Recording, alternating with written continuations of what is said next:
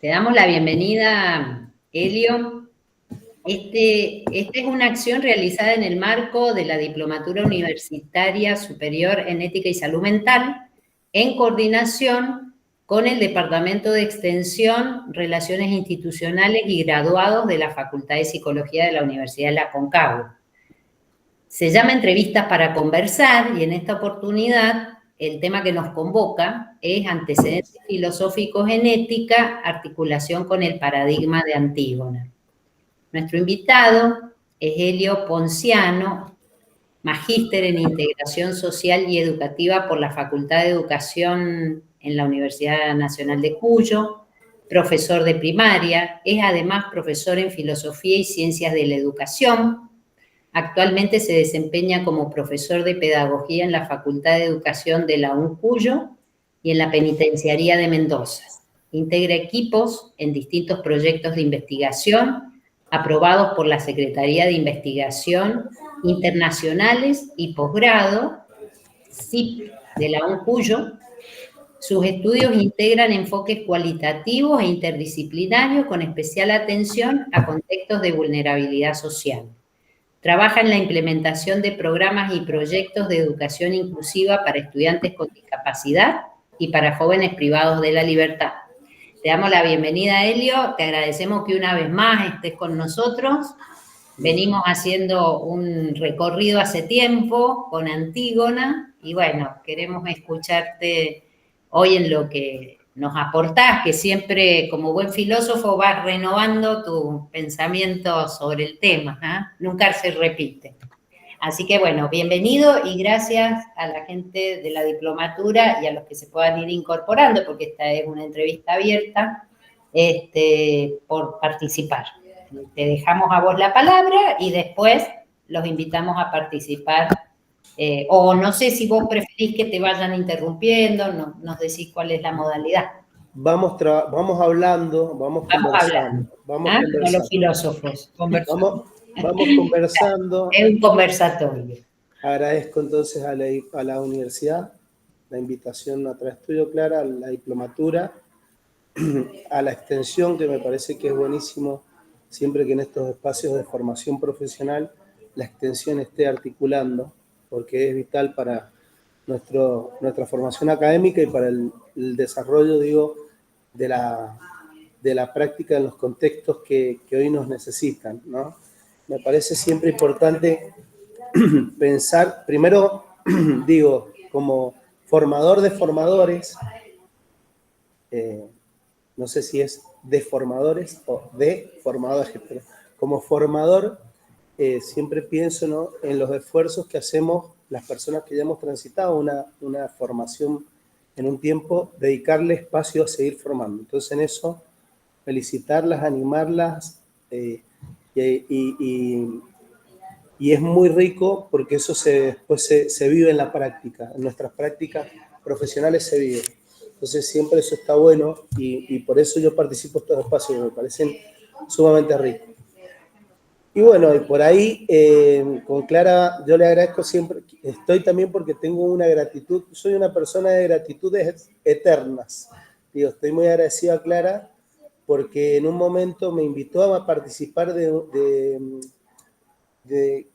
su cátedra de ética para hablar de la parte filosófica en ética para los psicólogos, los que están en formación de la licenciatura, y ella me dice, me gustaría articular con Antígona y me la trae Antígona. Digo, estas cuestiones que por ahí parecen azarosas o que se nos cruzan en la vida, yo he sido un apasionado de los mitos, y hay mitos que o por lo menos a mí, me han interpelado y me han ayudado a pensar mi práctica y mi propia historia de vida. Entonces, en eso, digo, este mito tiene una riqueza, yo sigo otro mito, o he estudiado otro mito muy, muy profundo, pero este mito tiene una potencialidad, como todos los mitos, tiene una potencialidad que a mí me deslumbra, que es el mito de Antígona, ¿no? Y ya Antígona, en su propio nombre, tiene una carga tremenda, ¿no? Entonces, yo siempre pienso este momento de compartir en tres instancias o en tres miradas, tres perspectivas sobre el mito. uno puede hablar del mito como ese acto de poiesis, ¿no? Ese acto creador que tuvo este hombre que fue Sófocles. En ese mito, en esa Antígona, inmediatamente los que querían ya detractarla al principio, porque no sé si saben, pero hay otra Antígona que es la de Eurípides, ¿no? Que está perdida la obra, hay algunos fragmentos por otros filósofos, pero esa Antígona ya se empieza peleando entre ellos, ¿no? Aristófanes hace alguna relación, ya se empiezan peleando los filósofos en el siglo V a.C. con la Antígona de Sófocles, que es la Antígona que hace honor a su nombre, que no tiene descendencia, que no van a hacer nada de ella, y la otra Antígona que se va a casar con Hemón y va a tener hijos, y ya se empiezan a pelear los mitos. Pero bueno, siempre dos premisas para partir a hablar del mito, y esto desde la filosofía, ¿no?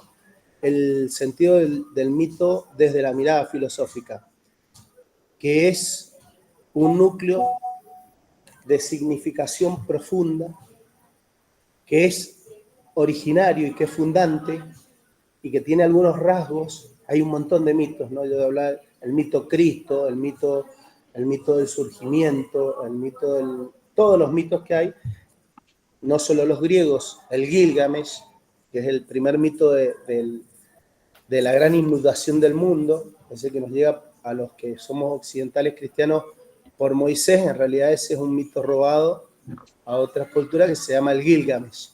Pero bueno, más allá de esos mitos con los que nos hemos constituido, el mito de la Navidad, el mito de la Pascua, que son, no importa si son hechos reales, verídicos, históricos, con historicidad, sino que son núcleos con una profunda significación, y más que una significación, porque significado y significante no voy a hablar acá, que ustedes son profesionales, pero sí puedo decir que uno puede hacer una lectura, una interpretación desde distintas perspectivas o paradigmas, o distintos posicionamientos. Y en ese sentido, yo vengo pensando en el mito ya cuando Clara me invita a pensar en este mito específico. Y bueno, no voy a hacer nada novedoso acá.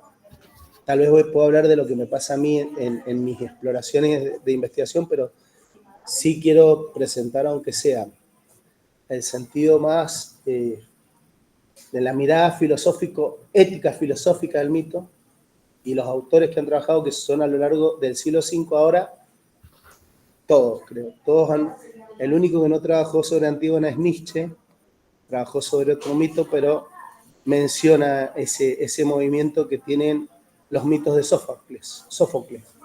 Entonces, en eso. Consulta. ¿Conocen o han leído Antígona, o por lo menos saben lo que cuenta Antígona? Esa es la primera consulta, sí. Todos lo saben. Entonces, partimos de eso. Ahora, esta obra, esta tragedia, que es una tragedia,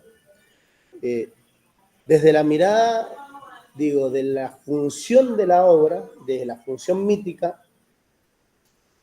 ¿qué cuentan o qué nos dice Aristóteles, primer filósofo que va a hablar de las tragedias y de los trágicos de su época, de su contexto? Es decir, la tragedia lo que nos hace es un orden fundante, o es algo que se escribe, pero que se actualiza en cada uno de nosotras, en cada una de nosotras. Es decir, es algo que se escribe como un hecho, no importa si está cargado de verdad o no, si pasó, si hubo un Edipo, si hubo un Eteocle, una Ismene, un Polínice. No sabemos si existieron esos personajes, pero se cargan fundantes, y después, cada vez que nosotros entramos en contacto con ese mito, lo actualizamos en el patos, lo padecemos. Tomamos una postura que necesariamente nos moviliza. Y puede ser la mirada de ese contexto y de ese momento, y en ese momento y en ese contexto, la riqueza de este mito es que, de acuerdo a lo que yo mire del mito, de acuerdo a donde centre la mirada, donde algo que me interpele, puedo hacer una interpretación de cosas que nos pasan ahora.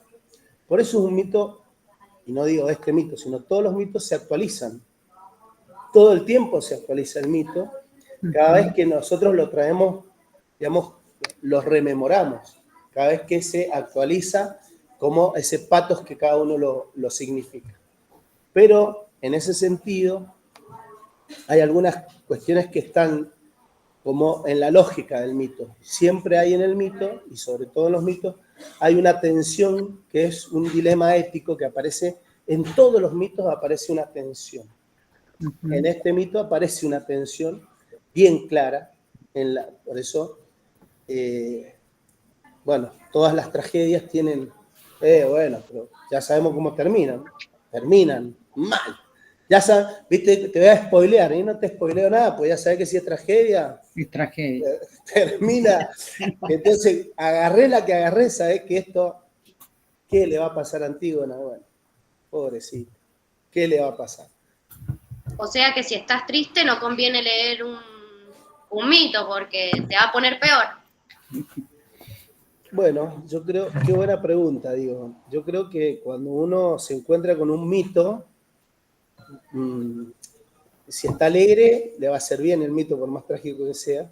Y si está triste, por más alegre que sea, por más comedia, lees a Aristófanes en las comedias y te vas a angustiar igual, ¿no? Aristófanes que hace una obra sobre Sócrates y habla de la relatividad y que un filósofo es un mentiroso y lo utiliza Sócrates, y Sócrates queda siendo un mentiroso que o hace que uno tenga la razón o hace que el otro tenga la razón. Entonces lo ridiculiza Aristófanes. Entonces la comedia, dirá el gran Aristóteles, nos hace participar de eso y no nos deja, ¿qué es lo que tiene también el mito? No nos deja sin tener un posicionamiento, sin tener algo que te moviliza. Esa figura, cuando yo la empiezo a leer, puedo sentir identificación, ya sea por identificación positiva o negativa, es decir, por rechazo de ideas. Yo no. Y por eso es tan rico este mito de Antígona, porque fíjense que Sófocles lo escribe, es el primer mito que escribe. Y ha sido tan potente que después tuvo que escribir Edipo. O sea, Edipo es posterior en la escritura. Primero escribió Antígona, el más antiguo es Antígona. Después escribe Edipo y después tiene que articular y escribe, ¿no? Edipo en Colono. Edipo en Colono es la gran maldición del padre. Es contrario al mito romano, al mito cristiano, al semita, ¿no? Las maldice. El padre, Edipo, los maldice a los hijos. La maldice también a su hija, que su hija se queda por amor. Entonces, ¿qué decimos de Antígona? Antígona es la amante, miren, bueno, esto lo digo yo, perdónenme, yo voy a decir un montón de cosas que las pienso por ahí y digo, es la gran amante, que no puede hacer más, digo, que ama profundamente, pero que ama sin el sentido de la mujer.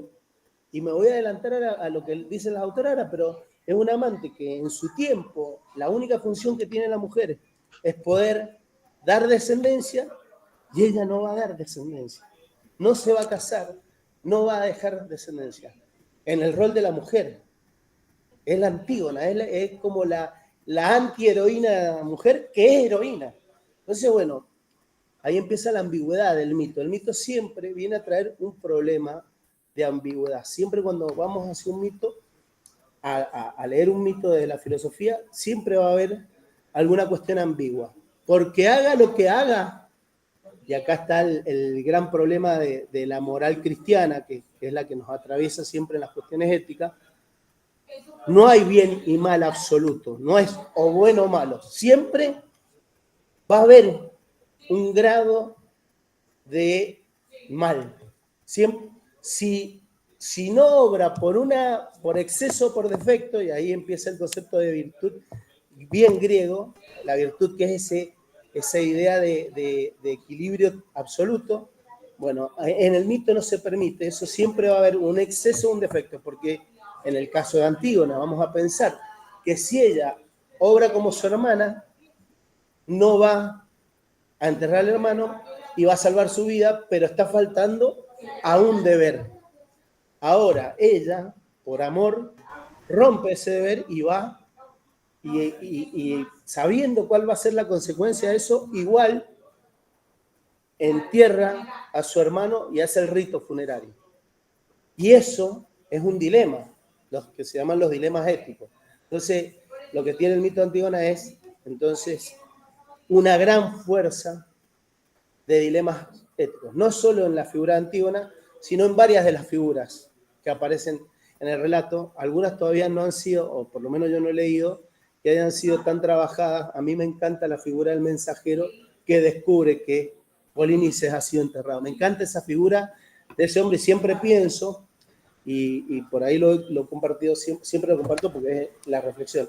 Hay un filósofo que se llama Kierkegaard, que viene a romperle el globo a Hegel, otro filósofo moderno, ¿no? Hegel, que sí utiliza este texto y que, bueno, me voy a adelantar, voy a spoilear un poco, pero porque sería hablar de la fuerza del mito en Grecia, del mito a lo largo de la historia y cómo lo toman los filósofos modernos y un resurgimiento del mito en la modernidad, y cómo el mito hoy, en la contemporaneidad, es un mito que han tomado los feminismos con una fuerza, y no solo los feminismos, sino los transfeminismos, digo yo hoy también, como esa figura que no tiene lugar, que no tiene sepultura, que no tiene espacio, que no está ni viva ni muerta, ¿no? Esa palabra fuerte que hemos escuchado nosotros en nuestra historia, y que recién, y que está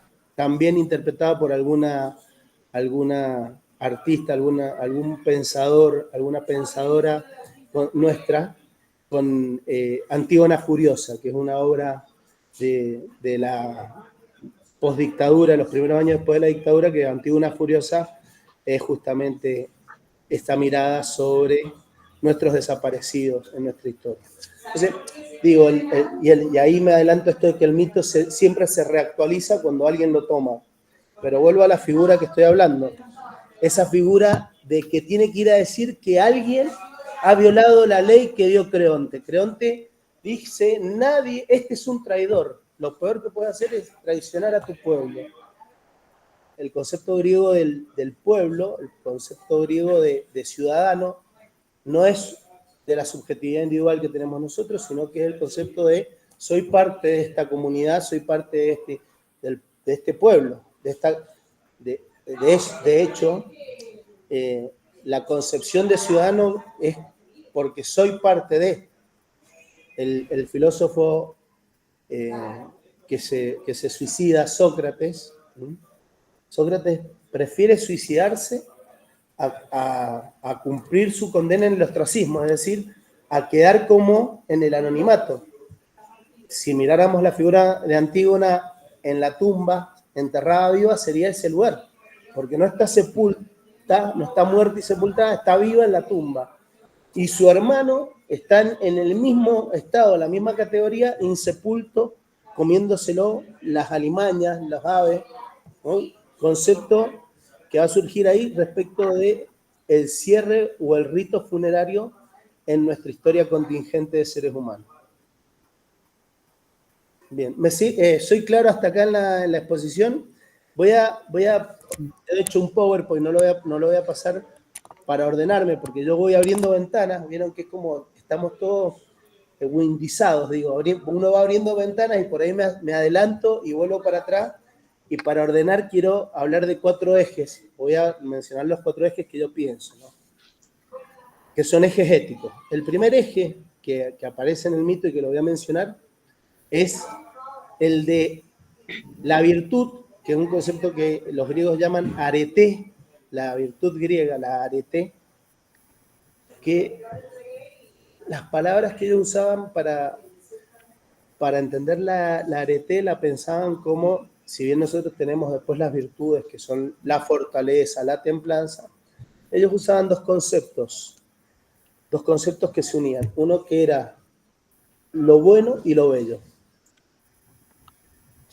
Lo bueno es agatón y lo bello es kalos. Entonces, la kalo, kai, significa ahí la belleza y el bien. Y lo bello y lo bueno son la búsqueda de la virtud para el griego, para el mundo griego. Contrario a eso, ¿qué va a ser? Va a ser el caos, o sea, el desorden, y el cacos, la maldad, el robo. De ahí viene caco, el que te roba. Entonces, la calocagatía es esa virtud. Y está en tensión con el ser como deber ciudadano. ¿Qué es ser ciudadano griego? Entonces, ese es un núcleo, la arete, que el mito va a venir a interpelar y que se puede relacionar con un pensador moderno que se llamó Immanuel Kant, que habla del deber ser kantiano. No sé si han escuchado ese concepto, si lo han trabajado en algún momento de su historia de vida, pero es lo que debe ser, libre de pasiones, libre de lo que debe ser. Entonces ese deber ser entra evidentemente en tensión acá con Antígono. Y por otro lado está esa arete, que es la arete griega, que es la que Aristóteles dice, bueno, es el justo medio, es lograr la templanza fuera de las pasiones. Y acá estamos jodidos, después de un tiempo, después de varios siglos, viene el amigo Lacan, ¿no? Y Lacan va a decir, esta mujer Antígona es la que trae la T, el quilombo, la desmesura. ¿Por qué? Por amor, por deseo absoluto. No puede escuchar otra cosa que no sea ese amor al hermano. Miren que si bien creo que conocía a Hegel seguro, Lacan, pero no se pelea con Hegel directamente, pero Hegel tiene una mirada moral y utiliza el mito para hablar del hermano-hermana, y Zambrano después lo va a tomar, es romántica esa mirada de los hermanos, y dice, no es el vínculo del esposo con la mujer, ni de la hija con el padre, este es el vínculo hermano-hermana. Pero Hegel, que da bicho, lo utiliza para su principio fenomenológico del espíritu, poniéndose, ¿no? Yo digo que sería su epistemología velada, que no la pudo reflexionar, que era un patriarcado poniendo por encima la figura del varón y a la mujer en el lugar del cuidado y el servicio, la que tiene que cuidar al hermano. Por eso ella en ese acto de amor lo va a ir y va a poner, y sí va a ser una referencia, que es el otro eje. Entonces, bueno, eje este del arete y del deber ser aristotélico y kantiano, el otro eje que es el eje de la ley del hombre y la ley divina, y que sí Hegel hace una profundización ahí en la modernidad respecto de que Antígona responde como una rebelde a la ley del Estado. Creonte es el Estado y Antígona representa la naturaleza, ¿no? La mater, podríamos decir, pero miren qué loco, porque si digo la mujer como la dadora de vida, ella es Antígona, ella no va a dar vida. Ya en el nombre está sesgada, está cortada, pero ella misma, en su acción, todavía estamos hablando de Antígona. Siempre me gusta pensar esto. Si no dio vida, ¿no? Si no le dio vida, y a los filósofos los nutrió, todos los filósofos que lo han escuchado y la han reescrito y han manipulado también su acción. Digo, espero, pienso que muchos han utilizado para justificar sus propias teorías. Sí, Marcelo, Brícola. En línea con lo que estás diciendo, Helio, ahí me llama la atención porque no lo había pensado esto de cómo distintos filósofos han dado o han usado en el buen sentido Antígonas para sostener sus posiciones, porque fíjate que mencionaste cómo Antígonas viene a representar en algún momento para el movimiento feminista esta mujer que se rebela contra el lugar dado, ¿sí? Y por otro lado me planteas Hegel en su idea del espíritu, el sostén de esa mirada patriarcal, ¿no? En cuanto al lugar de la mujer, que aún a costa de su propia vida y rebelándose contra el Estado, sostiene su rol de cuidado y de protección hacia el hermano, ¿no? interesante porque digo, no lo había pensado en cómo había podido ser pensado en la historia desde distintas perspectivas opuestas, totalmente, ¿no? Sí, sí. Como, bueno, este año leí 2 publicaciones muy lindas. Después, si quieren, también las podemos pasar. Están todas citadas. Todo lo que he trabajado está todo citado. ¿Dónde está? Algunas están referenciadas en el escrito y otras las dejo ahí para que ustedes exploren, busquen. Son todas accesibles. Están todas en la web. Y hay documentos bellísimos. Y invito también a que hagan esas exploraciones después en sus prácticas. Yo les voy a contar después dónde la estoy viendo hoy Antígona en mi formación doctoral, ¿no? Y digo, no se agota. No se agota y saben que, bueno, ya después voy a hacer referencia más adelante. Sí, Elodia. Sí, con respecto a esto que decía Marcelo, bueno, que también tomando lo que vos estás trayendo de Antígona desde Hegel, ¿no? Que no pudo, que también sostuvo el cuidado y el servicio. Yo, sin embargo, claro, tiene que ver con las interpretaciones. Yo cuando leía, lo interpretaba como que ella, lo que ella hacía era guiada por su deseo, por el deseo de que su hermano fuera sepultado, y en eso, bueno, no iba más allá de la ley de Creonte. Yo lo vi muy femenino de ella, lo tomé. Y fíjate que la otra hermana, que después ha sido justificada en la literatura contemporánea, dice, no, ¿qué haces, loca? No, nos van a matar. Si lo dijo Creonte, que es la ley. Y bueno, nosotros... Pero ella es muy mujer, muy no, sí, vamos más allá. ¿Era muy mujer ella ahí? Pregunto, ¿era muy mujer? Eso es lo que yo iba a decir, muy mujer en cuanto al concepto o al estereotipo que tenemos todavía acerca del rol de la mujer. No sé si se entiende. Esto que vos decís como muy mujer en cuanto al mandato heterosexual patriarcal. Claro, yo en realidad, claro, no desde ahí, sino que yo lo pensaba quizás con algunos conceptos de la posición femenina distinta a la posición fálica. Ah, perfecto. Por ahí me fui a pensarlo. Bueno, no, y está bueno pensarlo desde ahí, porque bueno, ustedes saben, yo voy a nombrar a 2 personas que están en contra del psicoanálisis, acá están todos psicoanalistas, que no soy yo. No, Marcelo no. Judith Butler y Paul Preciado, le voy a decir, sí. Digo Paul Preciado, ¿no? que es varón trans, ¿no? Y que le escribe Yo soy el monstruo que les habla a la sociedad psicoanalítica en el 2018, y Miller le contesta, ¿no? Dócil a lo trans. Y en esa lucha, y ella dice, la Antígona que se viene es la Antígona transhumana, transexual. La Antígona que está tapada es la de la transexualidad. No es ni varón ni mujer. Pero es verdad, y en lo femenino del mito, hay una potencia, porque fíjate que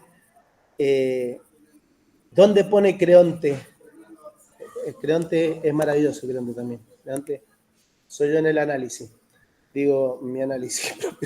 Creonte dice, miren, esto lo ha hecho alguien al que le han pagado. Esto no tiene otra resolución que alguien que se ha corrompido. ¿Cuál es el peor de los males? La plata. Ese que ha sido corrompido. Ahí te doy, Luisina, dale. Entonces todos están buscando, no pueden encontrar la fuerza de lo femenino y digo, de lo sagrado. Por eso, fíjense, justamente la ambigüedad de Antígona, que no da vida, pero es la que en lo sagrado dice, vos, le dice Ismene, vos sabrás si no vas a enterrar a tu hermano. Los sagrados, los dioses, dicen qué es lo que hay que hacer. Que la voz de lo sagrado y de la vida en tal, más allá de que la lectura de nuestras patriarcales nos lo han velado, y la pacha es mujer, digo, y lo femenino en la historia de la humanidad siempre leído o reinterpretado en todos tiempos y en distintos momentos, pero sí hay ahí en Antígona una figura de potencia femenina que la han tomado, digo, Butler y todas las feministas que trabajan, Zambrano, y después voy a hacer referencia a algo de quienes la toman como la enarbolada del feminismo y las reinterpretan hoy como el feminismo actual, pero con una mirada también que es importante respecto de ese feminismo, que es un feminismo que no es un feminismo que se pone en contra del patriarcado, del varón, sino que es un feminismo que toma un lugar de relevancia, y en esto podríamos decir desafiando las normas del género más allá de lo femenino y lo masculino. Digo, como una cuestión más desde lo humanitario y trascendiendo el sexo femenino y masculino, quedándonos ahí, sino en el tema, digo, también de la persona sufriente. Y esa persona sufriente, dígase el extranjero, dígase el pobre, dígase el perseguido por religión, díganse los y las marginadas que nos atraviesan en la historia de la humanidad. Pero bueno, eso es una lectura contemporánea, digo, de este mito. Bien, Luisina, y si hay alguien más, otra intervención, vamos. No, Elio, pensaba con respecto a esto que dice Lodia, que en realidad yo no sé si era el deseo de Antígona el tema de que entierren al hermano. Para mí que en realidad es como sabemos, el deseo es deseo del otro, pensaba, y ahí está esto que vos articulabas con respecto al feminismo y que sigue sosteniendo al hermano, esto de sostener al hermano como potente, digamos, esto de sostener al hermano como, no, a mi hermano no lo vas a enterrar así, y por él voy a morir, no importa si... O sea, esto de su propia muerte por seguir sosteniendo al hermano ahí potente, nada, pensaba, viste, con respecto a esto. Sí, la consecuencia también de su deseo.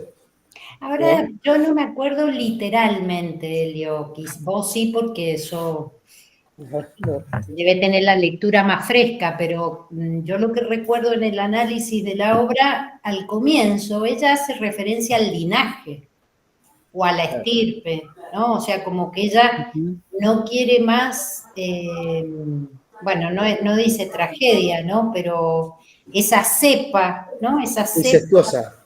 ¿Ah? Sí,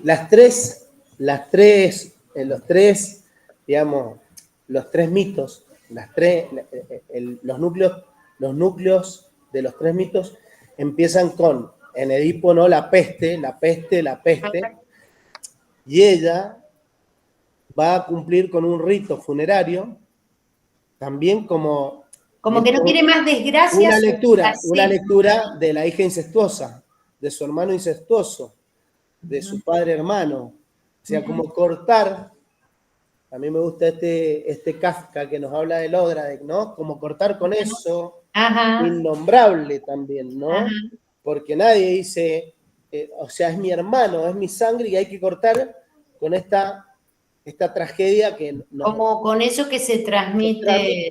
Que viene, que está ahí, ese linaje que ya viene, digamos, como... y que en la antigüedad está muy fuerte. Ahora te abro, Marcelo. Está muy fuerte, fíjense, en el mito semita, en el mito del Cristo, ¿no? Que dice, ¿de quién es la culpa? ¿De su padre o de él? Era tuido. Dice, ¿de quién es la culpa?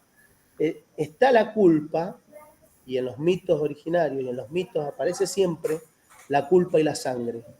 En todos los mitos aparece la culpa y la sangre. En el mito de Caín y Abel, la culpa y la sangre, y la ofrenda. Y siempre hay una posible corrupción, porque detrás algo está corrompido. Ese es el agujero. Siempre me acuerdo del análisis de Velázquez, ¿no? Y pienso el agujero ese que no se puede nombrar, y que ustedes tienen a lo mejor más trabajo en esto, digo, pero que está ahí. Y hay algo del que se quiere cortar, pero que así todo se activa y se actualiza y se padece como trágico. Ajá. Digo, esto... Sí, Marcelo. No, yo continuando con esto, por eso por ahí la idea de aportar o de pensar que de alguna manera es romper con la indignidad del propio linaje. Un linaje que surge desde el incesto y que nuevamente queda otra vez resignificado desde lo indigno al no poder ni siquiera recibir sepultura a su hermano. Digo, me parece que basta de estas indignidades o de esta calificación que de alguna manera somos, de la cual somos como atribuidos, ¿no? Simplemente por nuestra condición o por la historia en la que se da su nacimiento, ¿no? Sí. El rito funerario, en esto de romper el linaje, tiene que ver con eso, ¿no? Digamos, el que se haga el rito. A ver si se podría ampliar la idea de rito funerario. Sí, sí.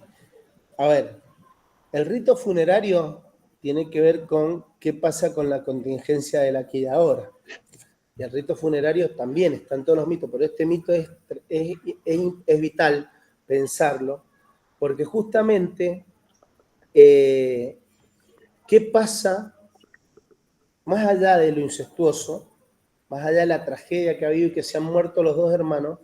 Uno, Eteocles, que en lo moral vamos a decir, porque también eso no se lee, lo otro es que el mito que han abierto un montón de cosas, podríamos seguir sagas y seguir abriendo, pero Eteocles le había prometido a su hermano, mirá, 1 año cada uno, somos los 2 mellizos, las 2 mellizas, me toca a mí 1 año te toca a vos. Y después que pasa el año, pasa lo que pasa con el poder, Eteocles no quiere soltar el poder, se aferra, y Polinices empieza a verla venir y dice, che, este me está verseando, no me toca, voy a ir a buscar, va a buscar, ¿no?, a los aliados para venir a atacar al pueblo, a atacar su propio linaje, a atacar su propia historia, a destruir su propia historia, ¿no? La tentación de eliminar el propio pueblo, la propia sangre. Y se pelean, se mueren ahí en la puerta, se matan mutuamente, y Creonte dice, a Eteocles le vamos a dar los funerales y vamos a cerrar, y va a poder, ¿y qué va a recibir en el funeral? Va a recibir las 2 monedas en los ojos, va a tener la moneda para cruzar al barco al más allá, va a ir al otro lado y va a poder encontrarse con toda su historia de ser, va a seguir siendo ciudadano. Ahora, qué tremendo que el otro no queda en ningún lugar. Esta interpretación del rito es importantísima, y fíjense, yo digo, por eso se actualiza, porque después de la pandemia se volvió a actualizar el mito de Antígona, porque ¿qué pasó con los que no pudimos enterrar? Y fíjense que no solo una pandemia que cambia la posibilidad de no velar y no hacer ese rito funerario, que es necesario para el que se queda. El que se fue de este plano, pero es una necesidad del que está, ¿no? Y en esa necesidad de poder generar ese cierre, que es un cierre que Mircea Eliade es un investigador de los mitos, es uno de los investigadores más grandes, y es de donde yo también analizo el mito. Hay otros análisis hermenéuticos, Riquet es uno de los análisis, Heidegger hace otro tipo de análisis que se llaman hermenéuticos desde los mitos, Riquet y Heidegger con una forma de abordar el mito y de entrar en el mito, y Mircea Eliade es un gran investigador de todos los mitos, orientales y occidentales, y él dice que en todo mito se conjugan 3 planos, lo sagrado y lo profano en el cielo, en el plano de la tierra y en el inframundo. Él dice en el supramundo, en el mundo y en el inframundo. ¿Qué pasa cuando no hay un rito? Es mejor irse al infierno que no irse a ningún lado. O sea, es mejor ir al infierno que no ir a ningún lado. Y yo siempre utilizo el gran y buen escritor italiano Italo Calvino, que tiene un texto el más famoso es Barón Rampante, pero después tiene uno que se llama La ciudad invisible, y dice, el infierno de los hombres y el cielo de los hombres no es algo que vendrá, ni el infierno ni el cielo. El infierno y el cielo de los hombres está acá, ahora. Dos formas de estar ahí. Una es transitar sin darse cuenta que es cielo y infierno, y la otra es poder ver que es cielo e infierno y hacer que el cielo permanezca. O sea, hacer que lo que yo entiendo esto como lo sagrado, lo que se cierra, lo que me une, el rito de la tradición. ¿Por qué la Navidad? ¿Por qué el cumpleaños? ¿Por qué las fechas? Porque eso nos conecta con ese ser, ese self, el rito que necesitamos siempre, la celebración de lo sagrado, el nacimiento de un Cristo, el cumpleaños, esa celebración, si no, se pierde. Bueno, Nietzsche, dicen que quedó loco cuando no pudo entrar al rito. Cuando no está el rito, cuando no están los cierres, de salud mental ustedes sabrán, ¿no? Y eso nos conecta con algo que, digo, por ahí uno lo puede minimizar, pero decir, ¿qué es eso que estamos haciendo? O ese rito, ¿por qué? ¿O qué característica tiene? Bueno, es como el bautismo, el nombrar. Yo siempre utilizo. ¿Qué pasa cuando una persona nace y no es nombrada? ¿Mm? Cuando no es dabar, palabra, la palabra, ¿sí? Nos constituye la palabra. Yo soy Helio, he sido nombrado Helio. Y ese ser nombrado Helio me permite ser. Fíjense que hay una figura yo fui religioso, por eso utilizo, pero no porque sea una cuestión religiosa, sino porque utilizo las figuras bien míticas y utilizo esto. Pero hay un encuentro de un ciego que se llama Bartimeo, y en realidad no se llama nada, ese ciego no ha tenido nombre. Ese ciego tiene 3 características. Se lo conoce como el ciego Bartimeo en la Biblia, pero en realidad Bar significa hijo de, es el hijo de Timeo. Pero como nació ciego, Timeo no lo nombró. Esa es la historia de ese. El padre, como era ciego, como era una maldición, su hijo no lo nombró. Por eso quedó ciego, no solo quedó ciego, quedó mendicante al borde del camino. Entonces, era ciego, era pobre y no tenía nombre. Y el texto dice que cuando pasa, dice, ahí va Jesús, el que hace los milagros, él empieza a gritar y todos le decían, cállate, cállate, cállate. Y él gritaba más fuerte, gritaba más fuerte. Y dice que Jesús le dijo, que venga.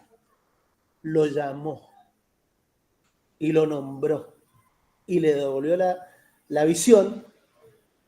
Digo, esa no visión, no ver. Fíjense que el papá de Antígona queda ciego, se saca los ojos, porque la ceguera en la antigüedad tiene una fuerza tremenda, no poder ver, no querer ver, sacarnos los ojos. No la vemos, no la ven, digo, no la queremos ver o no queremos ver. Lo que no queremos nombrar, no lo queremos ver. Miren, lo voy diciendo yo, pero no puedo ver esa escena, no puedo ver este lugar. Y le devuelve la vista y dice que se pone a caminar. O sea, lo saca de ese lugar. Entonces digo, ¿qué pasa cuando el rito no se cierra?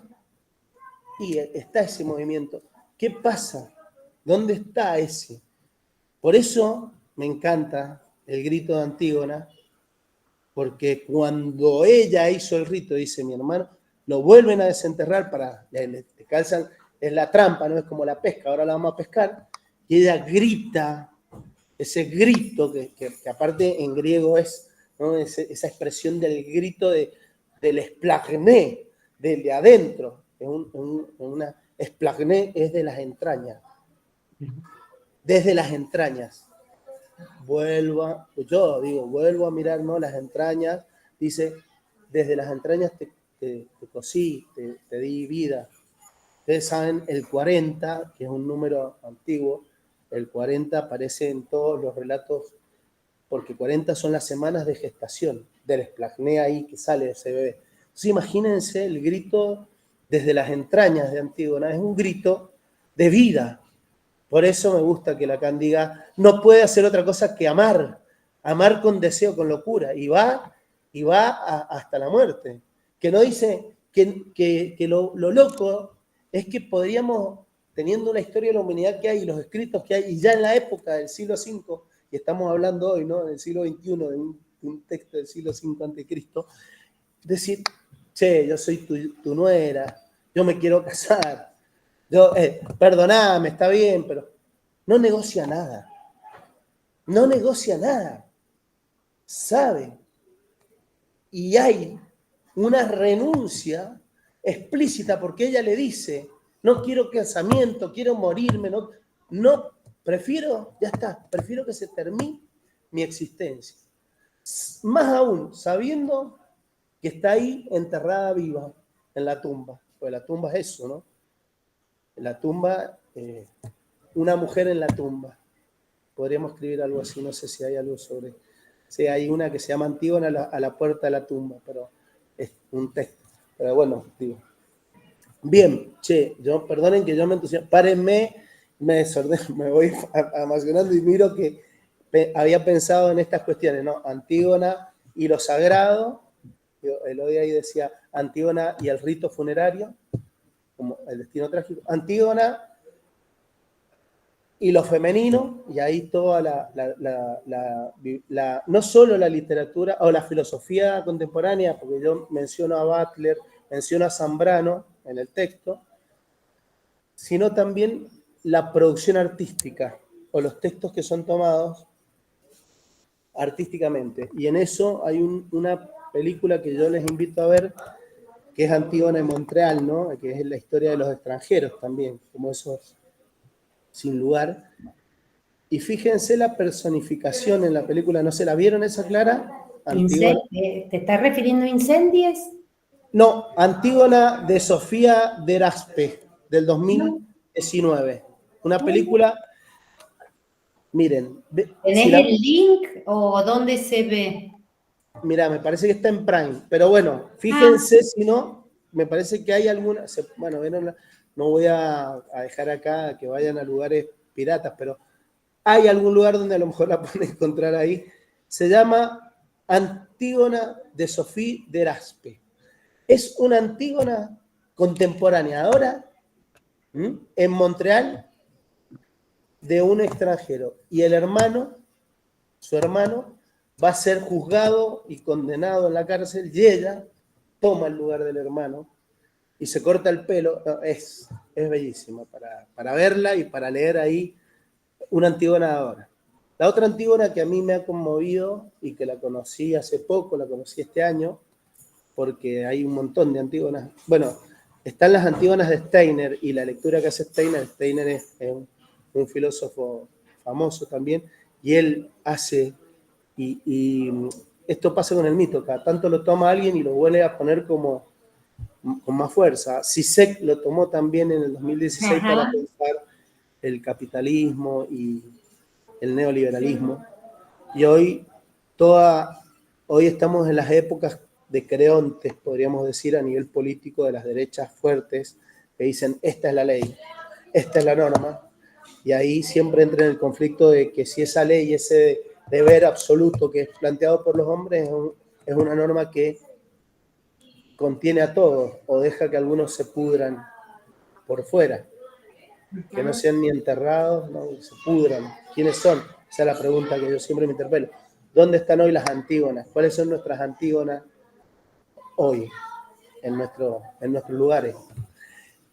Y está el grito de justicia, que se llama así, Antígona González, que es sobre las desapariciones forzadas en México de mujeres. Se llama Antígona González, que también es una obra fuerte.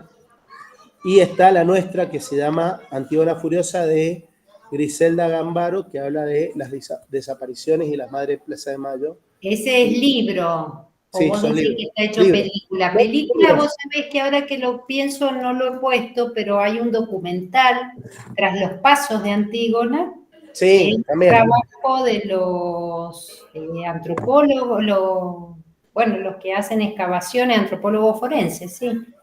sobre las desapariciones, el equipo argentino, ya sea acá o también en, no sé si en Etiopía. Bueno, después nos pasás o está en el texto. No, esos son textos, se los puedo pasar. Todos los textos La de estos. película. La Eso. película ahí la acaba de compartir alguien el enlace. Ah, bueno. Fíjate, ahí alguien lo compartió, gracias. Bueno, estamos en 23. Sigo un poquito más, me quedan 4 ideas más y listo. No, me quedan 2 cositas y después abrir a compartir. Vuelvo a repetir esto, la estructura mitológica, ¿no? Como esa estructura de lo sagrado, lo profano. ¿No? Ahí en el texto yo le puse como capas de cebolla, donde el núcleo primigenio de la tragedia es esta complejidad de la condición humana.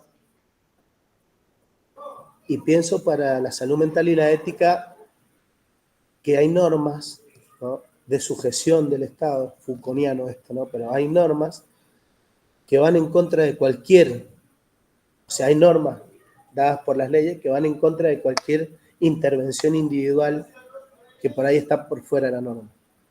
O sea, no toda norma es legal y no toda ilegalidad es una vulneración de la norma. Hay veces que estas acciones juegan en el dilema ético de qué es lo menos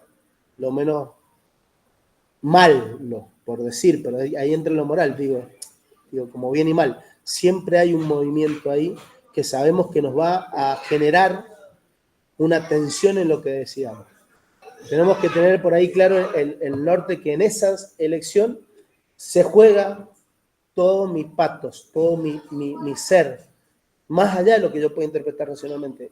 Estamos atravesados, por eso el mito se patentiza en cada una de nosotras.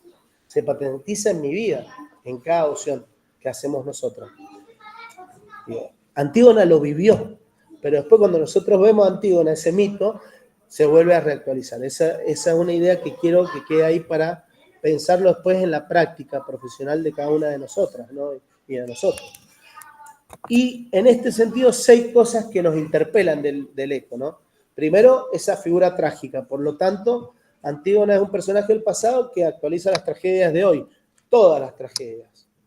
Digo, podemos pensar piensen en cualquier tragedia que ustedes digan, che, esto, ¿cómo pueden interpretar el mito? Y seguramente que hay a ver corrupción, que es lo que plantea Creonte, que alguien lo pagó. Va a haber consejo, porque el ciego que viene con el niño le viene a aconsejar y le dice, mirá, que si vos seguís, que no lo entierren, va a haber una tragedia más grande. Y muchas veces nos dicen, che, es por acá. Y nosotros como profesionales, ustedes tienen que escuchar y que el que está ahí se pueda decir, pero pues si este se hace vos. Perdón la palabra, digo, pero este se hace pomada. En 3 se hace bolsa. Y en 2. Y la viste venir. Y Teresía es ese que se aparece y le dice con el niño. Por eso va con el niño, que también esa figura del niño me parece. ¿Por qué va con un niño? Que lo guía un niño. ¿Por qué al ciego lo guía el niño? ¿No? Qué interesante la infancia ahí en Antígona. Antígona, digo, que tenemos para pensar tantas figuras, tantas posiciones, digo, de los personajes. Cada vez que la leo encuentro y me gusta un personaje, digo, ¿qué posición está cumpliendo este niño acá con este ciego? Y Creonte cerradísimo. Ni decir bueno, termino con esto. Los ritos funerarios que decían que son interrumpidos y eso nos marca, la pandemia misma, el último hecho. Los dilemas éticos actuales, es decir, la transexualidad, los extranjeros, el muro de Estados Unidos, digo, ese muro que separa, esa tumba, esos muertos vivos, esos que no son, porque las nacionalidades también nos hacen, y Judith Butler dice, ¿por qué hay ciudadanos de primero que merecen vivir la vida? Judith Butler plantea esto, ¿no? ¿Por qué hay unas vidas que valen más que otras? Ya lo había planteado Hannah Arendt también, pero Judith Butler dice, ¿por qué hay unas vidas que valen más que otras? ¿Quién determina que esas vidas valen más que otras? Que es lo que Creonte hace con Eteocles, esa vale más, la otra no vale. Y el derecho, ¿no?, el derecho de llorar y de penar lo que nosotros creemos como sagrado, por decir un nombre, pero es como lo importante, como eso que no se puede nombrar. Lo sagrado, yo digo que es eso que nos conecta con algo que no podemos ponerlo en palabras. Siempre nos faltan palabras para nombrar. Y en eso es. Bueno, hasta acá no sé si hay preguntas. Digo, después si quieren, lean, profundicen el texto. Yo les paso en los textos estos. Y después, bueno, hay un montón de cosas que no mencioné de las obras y eso, pero bueno. No sé si hay algún aporte, compartir, una pregunta, algo. Estoy acá a disposición. Bueno, desde ya te agradecemos lo apasionado de tu exposición. Pensar. Viste que cuando algo te gusta, te apasiona, lo puedes seguir pensando, si no te cansas. Claro. Así que Claro. a mí esto, yo siempre te agradezco, Clara, porque me encantan los mitos, y este mito me parece que es un mito, digo, no me parece a mí, no es, perdón, pero es un regalo para el pensamiento de la humanidad. Es un regalo para el pensamiento. Digo, pueden pensar, si alguien ha pensado algo, si alguien le interpeló algo, díganlo y vamos construyéndolo al mito.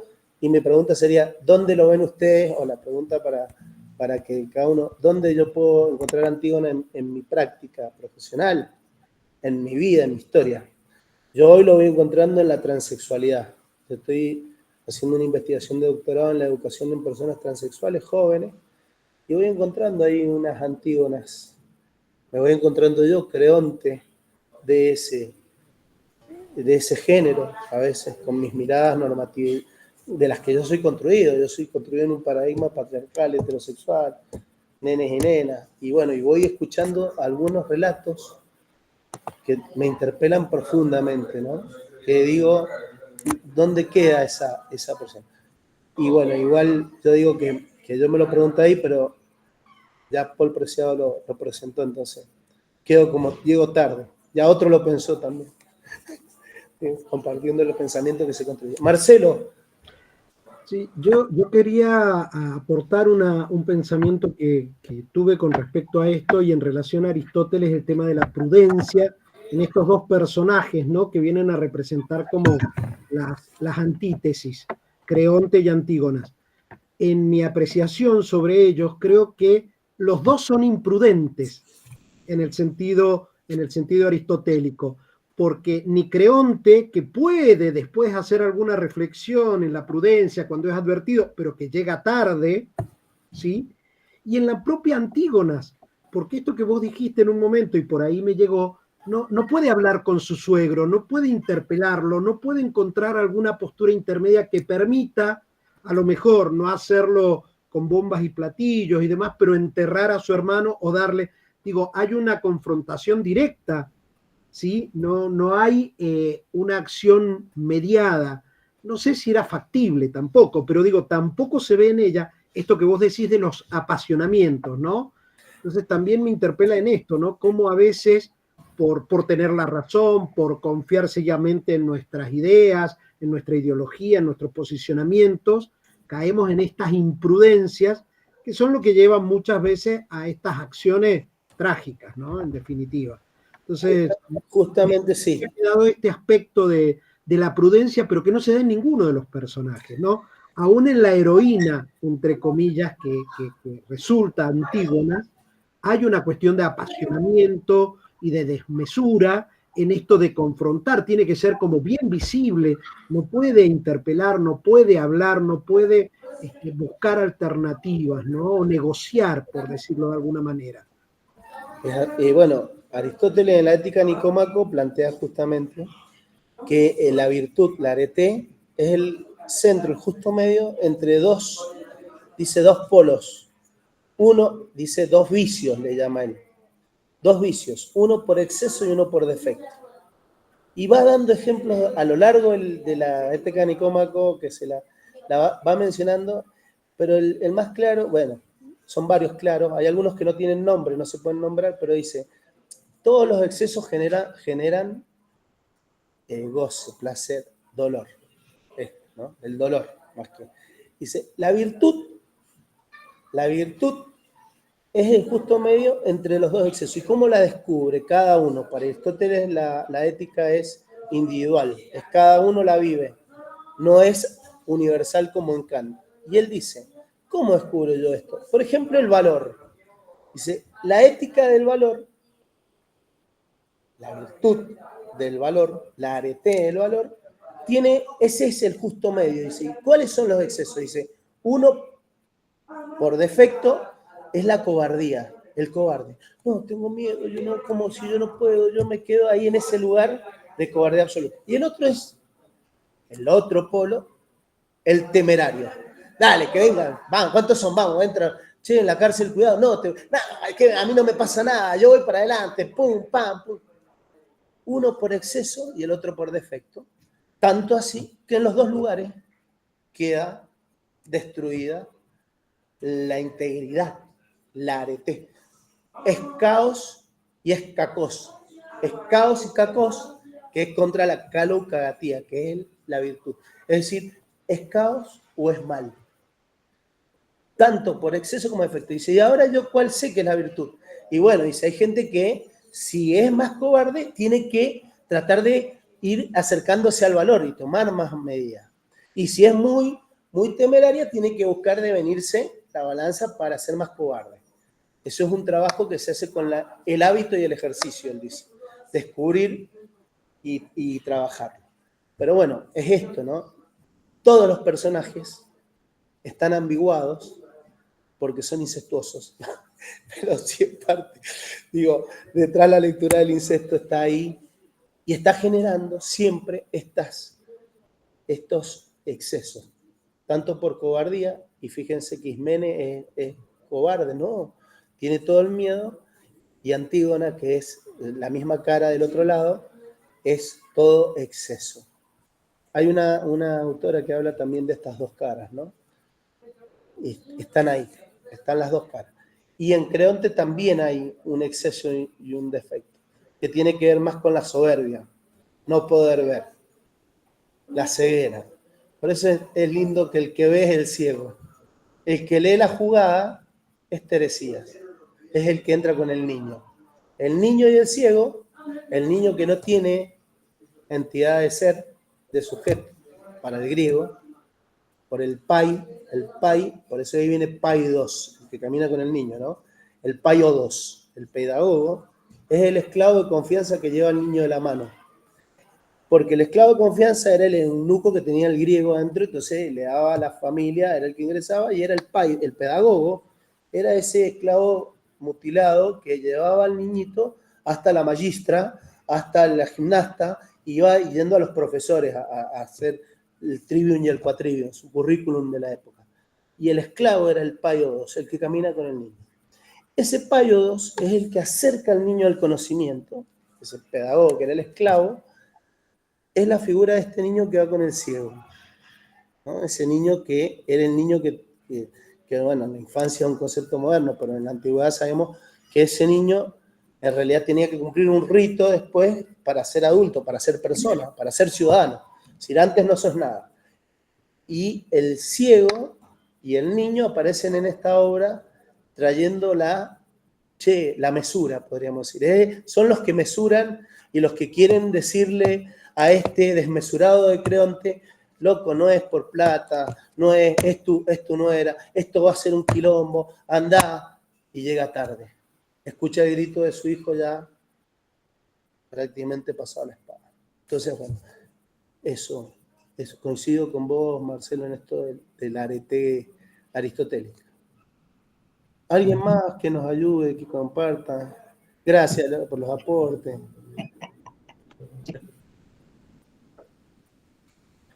Bueno, Clara, no sé si vos querés algo aportar, pensar. No, en realidad estoy muy agradecida por tus aportes y por la participación. Creo que todos nos hemos visto movilizados por esto que nos retorna y se actualiza. Mi tema, creo que le llaman así cuando se va recortando partes del mito, ¿no? Claro.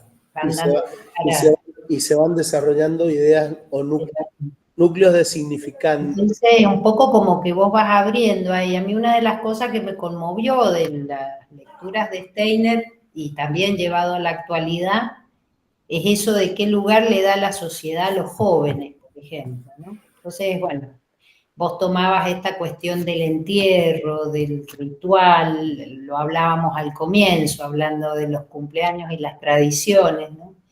Me parece que esto también de la actualidad de Antígona en relación a poder revisar, lo hablábamos también, qué función tenemos como psicólogos y nuestra realidad social, la formación, como vos lo decías al comienzo, formador de formadores, si tenemos esa mirada en cuanto a la posibilidad de poder intervenir en relación a la experiencia trágica, más allá de el trabajo que hacemos en nuestro abordaje individual, esto de poder reflexionar sobre esta realidad en los autoritarismos, como vos decías, en relación a la figura de Creonte, o la desmesura en relación a los jóvenes, que hoy también revisamos en relación a nuestra historia, y bueno, y hay secuelas de esto en nuestras vidas y en el abordaje que hacemos en particular, qué sé yo te podría decir que hasta el día de hoy, por ejemplo, yo sigo viendo las consecuencias o las secuelas en relación a lo que significó Martínez de Oz y la quiebra, ¿no? Cómo eso marcó en la vida de determinadas personas. O sea, ya no estoy hablando ni de pandemia, ni del terrorismo de Estado, que son cosas que nos conmueven más y estamos más actualizados, sino de los hijos de las personas que se vieron afectados económicamente y que de pronto aparecen hoy bajo la forma de ciertas sintomatologías, depresión, etcétera, etcétera. No importa, lo clínico, caso por caso.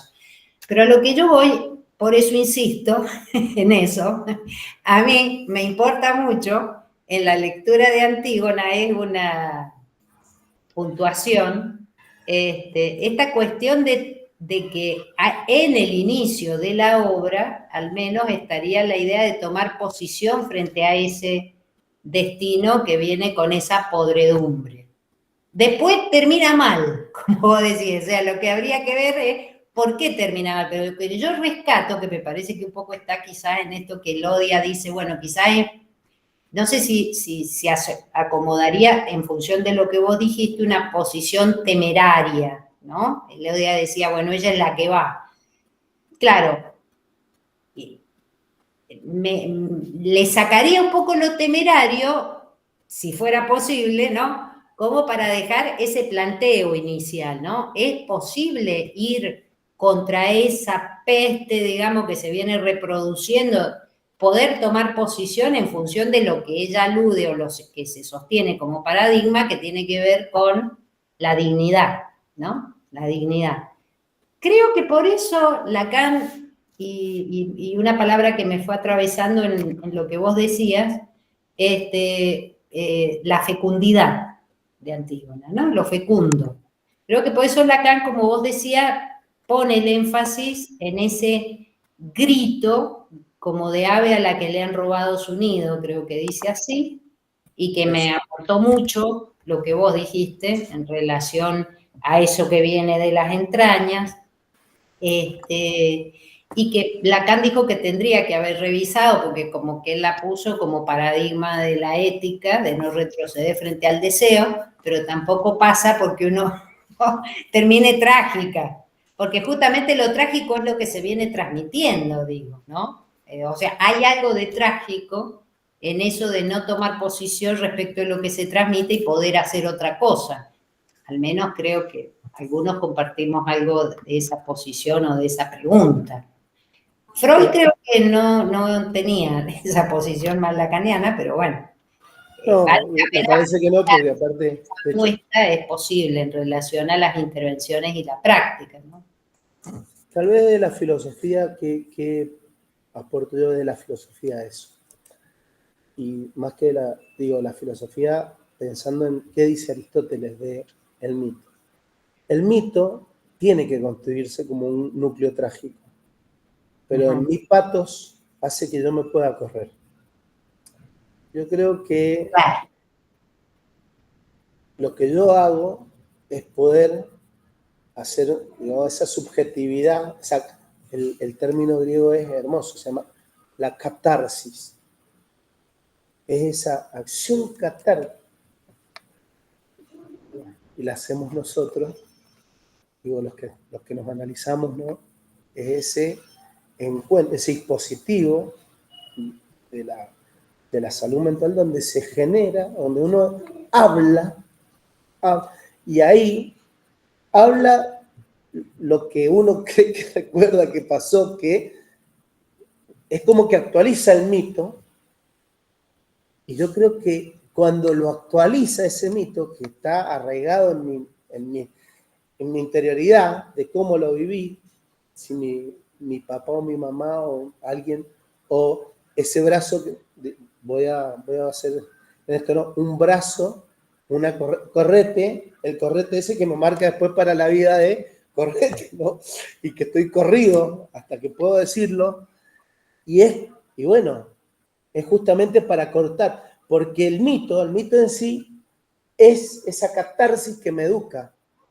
Y en eso te quiero hacer una pregunta, porque ya en los griegos estaba la idea de que la función del teatro tenía esa, ¿no? Despertaba temor y compasión.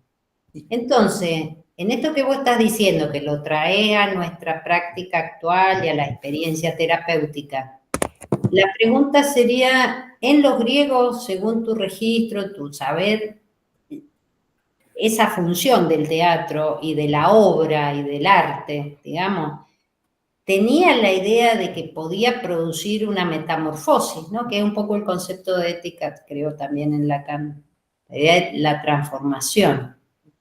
Sin euforia lo digo. ¿Ah? No, sí, claro. Sí, y está.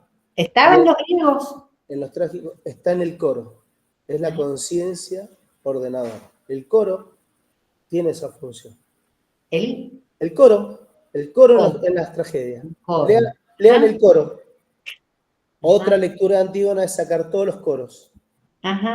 Leer como hizo Rayuela, como hacen, sigue tu propia... No, cortar, saquen el coro y sacar todos los coros y qué dicen los coros. En todas las obras, en las tragedias griegas, era común este coro que venía como a hacer ese juego, Helio, de reflexión, exactamente. El coro es la voz de la conciencia, es la que va orientando. Entonces hay que leer el coro para poder ir es como ese hilo reflexivo. Está en el movimiento griego, en Platón, está esa cuestión. Claro, pero una cosa es la reflexión y después, qué sé yo, con Shakespeare está que introduce ese otro elemento que es de otro orden, no es solo lo racional. En los griegos también. En el coro. Lo que pasa es que es tan fuerte el patos de lo que está pasando con los personajes. El patos, ahí está, sí. Lo que vos estás padeciéndolo, lo que está pasando ahí, por identificación, ya digo, positiva o negativa, porque no quiero ser esa. ¿Cómo no te das cuenta? Y hay obras inmersivas, ¿no? No sé si han visto esto, que es nuevo en el teatro, esa obra, y en la que vos estás ahí y te hacen participar y te hacen tomar una postura respecto de la obra que se está desarrollando.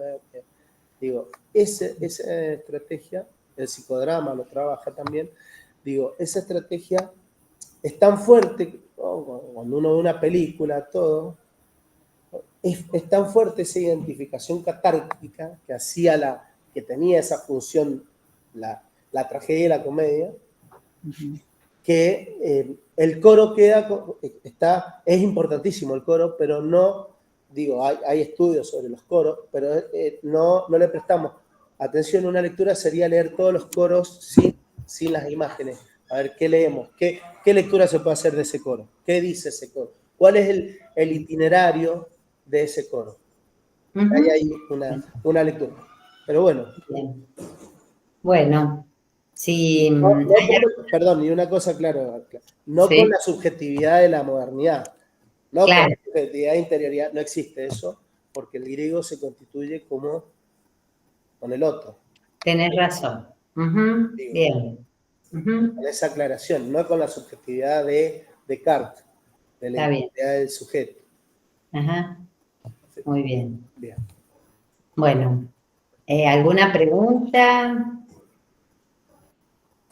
Te agradecemos, Elio. Bueno. Te agradecemos un montón y seguramente que nos van a quedar un montón de preguntas. Te agradecemos los aportes, el escrito de Elio de su clase está ya En la tiene plataforma. material en el campus.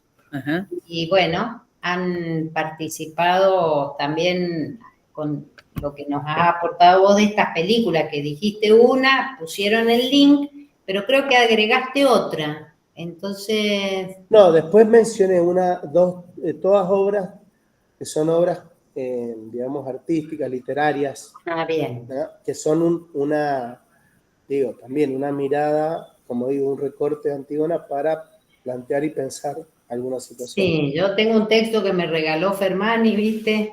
Donde Fui a ver Fermani, uy, hermoso. a nivel latinoamericano hay no sé cuántas Antígonas, es increíble. Hay todo un estudio de las Antígonas latinoamericanas. Si quieren, después, Clara, yo te puedo compartir también todo este material que es rico de Antígonas. A mí me gusta leer todavía en las miradas porque uno dice, bueno, yo siempre estoy esperando, como no escribo, estoy escribiendo otras cosas, no tengo tiempo de escribir, siempre estoy esperando a alguien que pueda, así como no les terminé de contar de Kierkegaard. Kierkegaard es un escritor danés que es posterior a Hegel y viene a pincharle el globo a Hegel. Hegel hace una obra y dice, esta es la filosofía, y Kierkegaard viene y su texto es Sturm und Drang, que es movimiento y ruptura, y rompe, y empieza con un relato que toma de la Biblia. Malena Alcaraz, Malenita, está acá, ¿no? Mirá, ahí gracias, Elio, dice la Malena. Sí, te han Es mandado varios mensajes. la hija de un hermano mío de la vida. Así que, bueno, este filósofo, Kierkegaard, dice, ¿cómo pueden leer la subida? Él cuenta la subida de Abraham, ¿no?, a sacrificar a su hijo. Dice, la leemos naturalmente, que el tipo va subiendo con el hijo, dice, vamos, maestro, vamos a hacer un sacrificio. Y cuando llega ahí a sacrificarlo, que lo está por matar, aparece Dios, y dice, no lo mates, mata al cabrito ese. Pero él hace esta reflexión de esa transición. Dice, ¿qué habrá pensado Moisés? No, Moisés no, Abraham, que tiene que subir, Abraham que va subiendo y tiene que matar a su hijo. Y él piensa en ese instante, porque él piensa el instante, si uno tomara Antígona, que yo he tratado de hacer este ejercicio, y en cada imagen o en cada escena, pensar qué está pasando dentro de esa persona, de ese sujeto. Y me lo pienso, y me ha ayudado para pensar mi tarea dentro del contexto de encierro. Me trajo a la cárcel. Y yo pienso, ¿no?, que para nosotros el tiempo, ahora hemos pasado 1h20 acá, y para el que está privado de libertad, ¿qué habrá pasado Antígona en esa tumba que se está peleando y está diciendo, yo renuncio a toda esa desmesura que está ahí en esa queja de ella? Pero digo, no somos conscientes de ese tiempo a veces, que es un tiempo kairótico, kairos. No hablé de este año, otras veces lo tomo al kairos y al cronos que hay, pero son un tiempo que es el tiempo, y ahí hay algo que es el tiempo de el rito, el kairos, tiempo griego, kairos, cuando es el tiempo que desaparece el tiempo.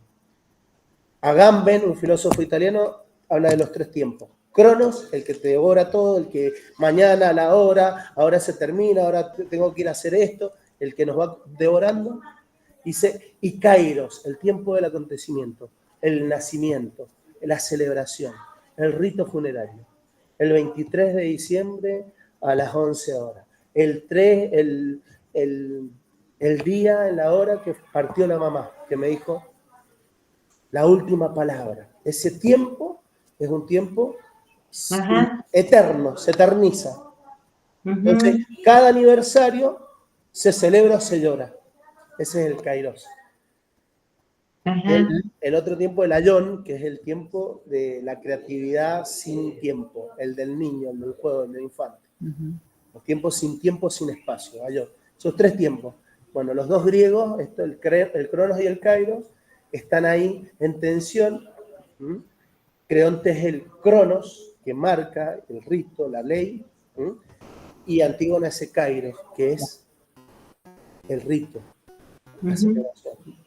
El Kairos representa el tiempo como más personal, la vivencia más subjetiva, si se quiere, ¿no? El del evento, sí, el del evento es individual. El Cronos también, porque es mi tiempo el que tengo, pero es el que me consume. Pero es el que, claro, es el que va que se morfa. como más allá de mí. Los 2 tiempos son internos nuestros. Ajá. El Cronos nos come, es que es el mito del papá de Zeus. Que devora a sus hijos. Los morfa. El Kairos es el acontecimiento velado. El momento es, se abrió la botella de champán, plum, celebramos. O se tira la flor y se tira la tierra. Se fue, solté. Si no está en ninguno de esos 2 tiempos, es difícil significar la vida. Eros y Tánatos. Bueno, y sigo abriendo. No, hasta que cerrando, pero se me vienen las otras imágenes de las figuras que están tomadas también, y que Lacan las tomó, y Freud también, porque son figuras que nos hablan de nosotros, de nuestra humanidad. Bueno, Bien, muy bien. Gracias, Elio.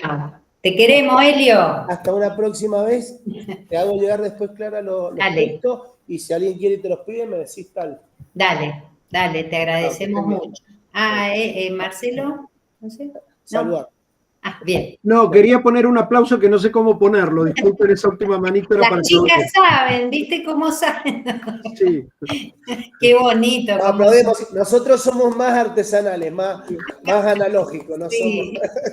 Aplaudimos. Uno se pierde con esto de las pantallas. Yo estoy aprendiendo todavía porque uno se pierde en la pantalla. Es que yo soy más del espacio ahí físico, pero bueno, hay que acostumbrarse a estos tiempos, ¿no? A este tiempo también. Bueno, gracias, Clara, nuevamente. Gracias por invitarme a este espacio. Me encanta pensar con la gente que está siempre acá y seguir pensando. Y vuelvo a agradecer porque vos me regalaste también en un momento esta propuesta. Esta y la de la algaba, que la hemos dejado colgada para pensar la algaba, que es maravillosa también. Ese tesoro, ¿te acordás? No sé si te acordás vos de lo hablamos. El galma. La galma, la galma. Quedó, ajá. Bien. Que también trabajamos en algún momento y que es ese tesoro ahí, ¿no? Que podemos pensar en algún momento qué es lo que está informado. Bueno. Bien. Gracias. Te agradecemos mucho. Nos vemos. Chao, chao. Nos vemos. Chao.